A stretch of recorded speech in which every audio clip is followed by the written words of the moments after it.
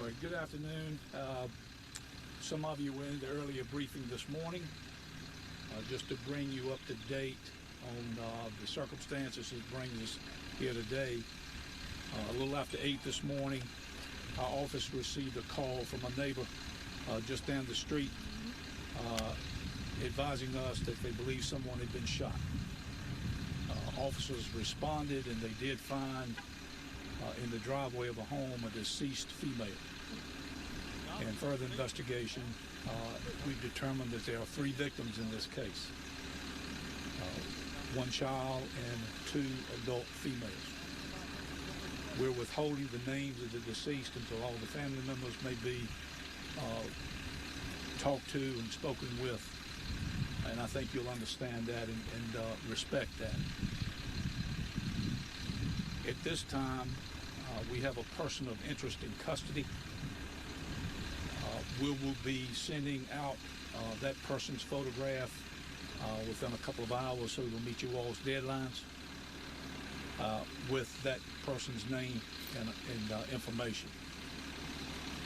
The crime scene is still active, so if any of you have drones, we would ask that you would withhold sending those drones over the crime scene to let our guys do their work.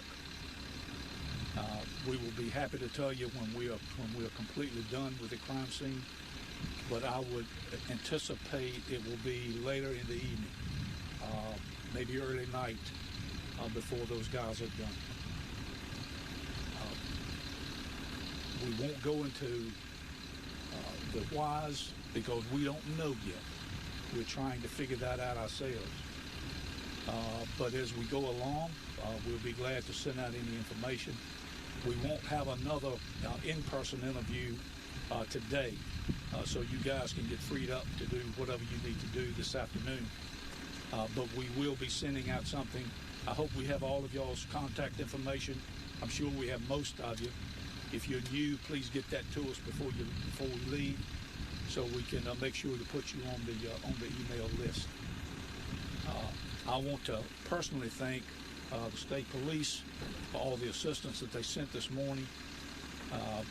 We had numerous officers from Martinsville, Danville Police, Henry County, the Department of Corrections, the Virginia State Police, our office, and we appreciate so much in a time like this, those agencies responding without even having to ask.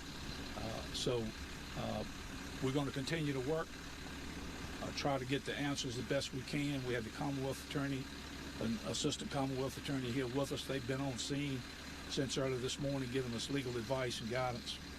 And so if you have any specific questions, I may be able to answer them. If I can't, I'll tell you I can't answer them. Can you just walk us through what happened after the 911 call and you guys got out there on the scene? Well, we won't get into the specifics of the investigation. We'll say that we had officers on the scene within 10 to 12 minutes. And when the first officer arrived, of course, he secured the scene and entered the house where he found the other victims, made sure that the shooter or the suspect was not in the home, and retreated and called for other officers to show up. But we won't go into the specifics of what we found as of yet. How long did it take to get the suspect into custody? I think the suspect was picked up, Lieutenant, probably 2:15, something like that. My time gets away from me. No, I'm sorry. Probably noon or 12:15. It's about 20 after 2 now. So he was apprehended around that time.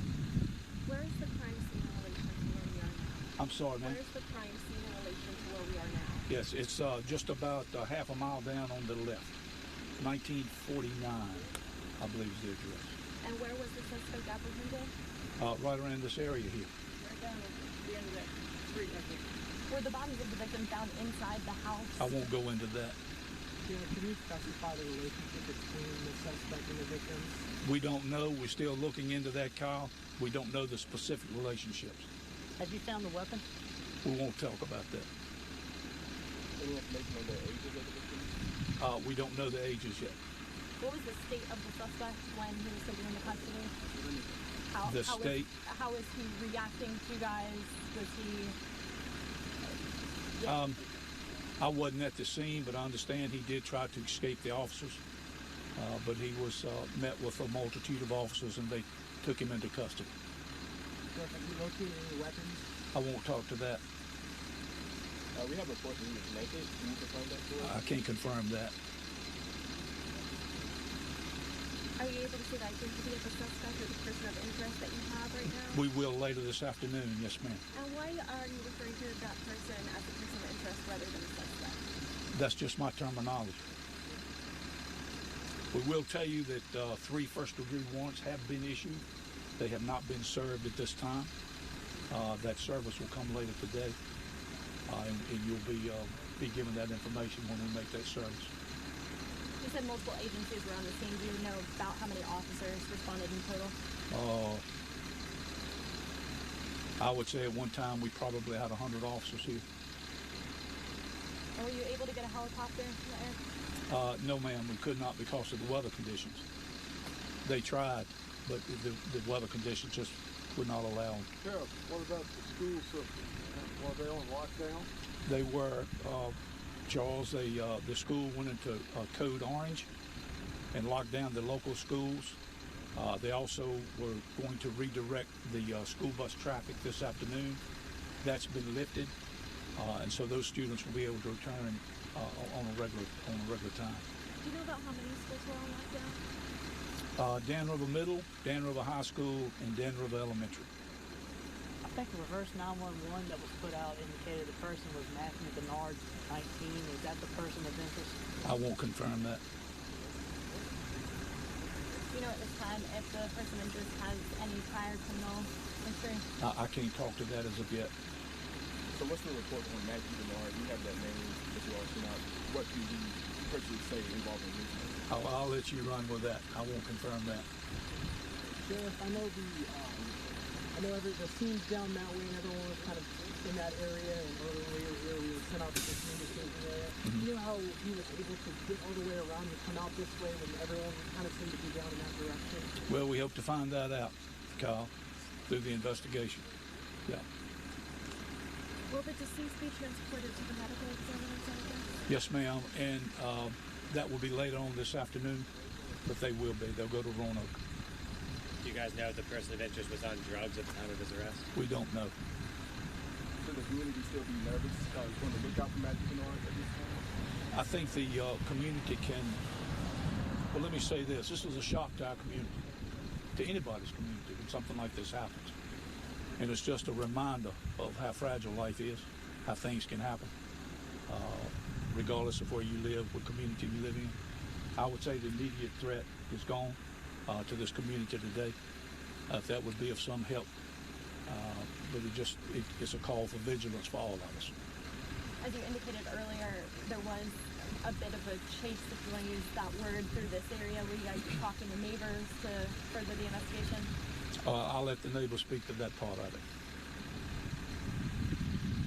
So custody was 12/18. At 12/18, he was taken into custody at 12/18. Clarify that. Thank you, Sergeant. All right, we will be in touch later this afternoon. And again, if you are not on the email list, please let us know because we don't want to overlook anyone. And we'll update you this afternoon. Thank you so much for coming out. Thanks. Thank you, Sheriff.